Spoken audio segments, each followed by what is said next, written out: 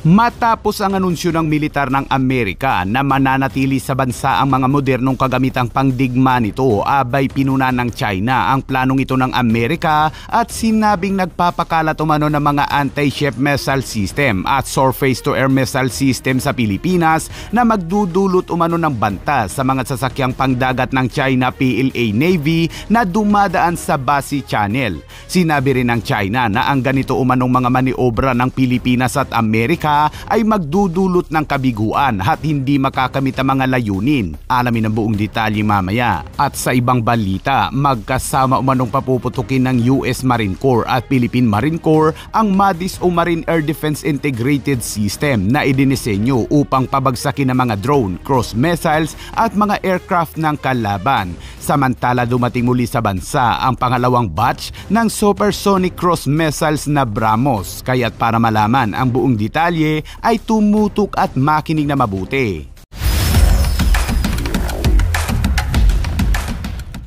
Sa pagsisimula ng pinakamalaking taunang pagsasanay ng mga militar ng Pilipinas at Amerika sa bansa, sinabi ng opisyal ng militar ng Amerika na pagkatapos ng mga pagsasanay ay iiwanan umano nila sa bansa ang kanilang mga dalang makabagong armas kung saan sinanay nila ang mga sundalong Pilipino sa paggamit nito. At kasunod niyan, abay ito na mga kabayan, pinuna na naman ng China ang plano ng Amerika na nagpapakalat umano ng mga anti-ship missile system at surface-to-air missile system sa Pilipinas. Sa isang pahayag, sinabi ng isang Chinese military affairs expert na ang Pilipinas ay naglalayo namanong gamitin ang mga panlabas na puwersa para isulong ang iligal na pagpapalawak ng teritoryo sa South China Sea.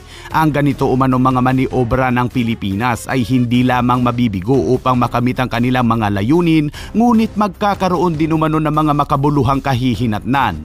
Ogag talaga tong China mga kabayan. Sinabi ni Sang Junsi, isang Chinese military affairs expert, na ang deployment umano ng Nemesis na mga puwersa ng Amerika sa hilagang Pilipinas ay may malinaw umanong layunin. Sinabi niya na nagdudulot ito ng banta sa mga sasakyang pangdagat na dumadaan sa Basi Channel at sa panahon ng mga potensyal na operasyon ng Chinese People's Liberation Army Navy na nagtatarget sa mga separatistang puwersa ng pagsasarili ng Taiwan.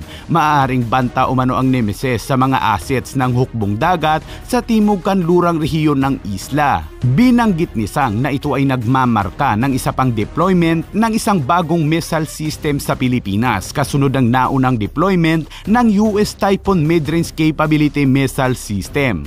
Ayon sa ulat ng foreign news outlet na Naval News na isa sa 4 sa mga Nemesis ng Amerika na nasa bansa ay posible umanong ide-deploy sa Batanes o sa isang strategic first island chain choke point, kaya't nababahala umano ang China dahil banta ito sa kanilang mga barko. Ayon kay Sang, tulad ng isang bansang miyembro umano ng ASEAN ay mahigpit umanong tinututulan ang paglalagay ng Amerika ng mga mid-range at land-based na anti-ship missile system sa Pilipinas dahil walang alinlangang masisira umano nito ang kapayapaan at katatagan sa rehiyon ng South China Sea. Idinagdag ni Sang na kung sakaling magkaroon umano ng salungatan ang mga lokasyong ito kung saan nakadeploy ang mga missiles ay hindi maaaring hindi maging target para sa mga counter-strike ng China. Sinabi ni Sang na ang diskarte ng Pilipinas ay talagang katumbas ng pagbubukas umano ng pinto sa isang giyera. Abay tila tayo pa ang sinisisi ng China mga kabayan. The Philippines, in collusion with countries outside the region, conducts large-scale military exercises, introduces and deploys strategic and tactical weapons, undermines regional strategic stability, damages the region's economic growth prospects, and openly stands on the opposite side to regional countries. This has already aroused strong aversion and opposition from regional countries.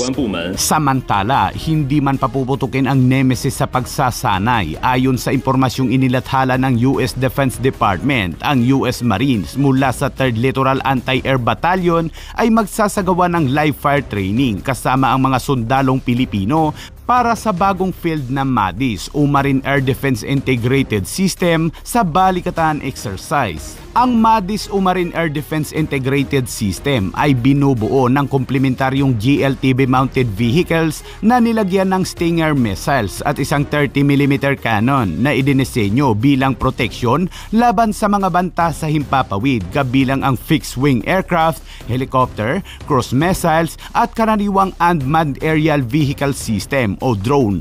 Ang MADIS ay nagtatampok rin ng mga advanced na radar at command and control system para sa paghahanap ng mga unmanned aerial system. Ang MADIS o Marine Air Defense Integrated System ay isang mobile, maneuverable, short-range air defense platform na binubuo upang bigyan ang mga Marine Corps ng modernized na ground-based air defense system na kakayahan at inakma upang suportahan ang mga expeditionary base at maneuver unit. Ayon sa ulat, ito ay papuputukin naman ng US Marine Corps kasama ang Philippine Marine Corps at upang matuturin ang mga sundalong Pilipino sa paggamit ng mga modernong armas na ito. Ganitong klasing mga armas ang nais na mabili ng Ukraine upang labanan ang mga drone at cruise missiles ng Russia. Pero sa hindi malamang dahilan ay hindi ito yung pinadala ng Amerika sa Ukraine.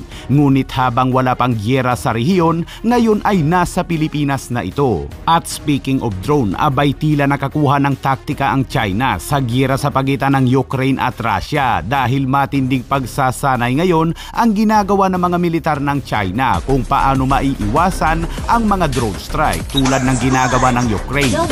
At sa ibang balita naman mga kabayan, ipinadala na ng India sa Pilipinas ang pangalawa sa 3 batch ng BrahMos cruise missiles isang taon pagkatapos makumpleto ang paghatid ng unang batch nito. Hindi tulad ng unang baterya na dinala ito ng isang eroplano ng Indian Air Force dahil ang pangalawa kasi ay inihatid sa bansa gamit ang isang barko. Nakatakdang makatanggap ang Pilipinas ng kabuoang 3 BrahMos missiles batteries bilang bahagi ng Shore-Based Anti-Ship Missile System Project ng Philippine Navy sa ilalim ng 18.9 billion pesos na deal nito sa BrahMos Aerospace Private Limited na isang Indian-Russian joint venture. 3 bansa lang sa Asia ang mayroong ganitong kabilis na supersonic anti-ship missile system sa mundo na kinabibilangan ng Indonesia, Vietnam at Pilipinas. Sa ngayon ay hindi pa tumugon ng Department of National Defense at Armed Forces of the Philippines sa kahilingan para sa komento kaugnay sa bagong dating na supersonic cruise missiles na ito. Ngunit alam naman natin na ito ay para sa depensa ng bansa sa harap ng lumalaking tensyon sa rehiyon dahil sa pang-aangkin ng China sa ating mga teritoryo.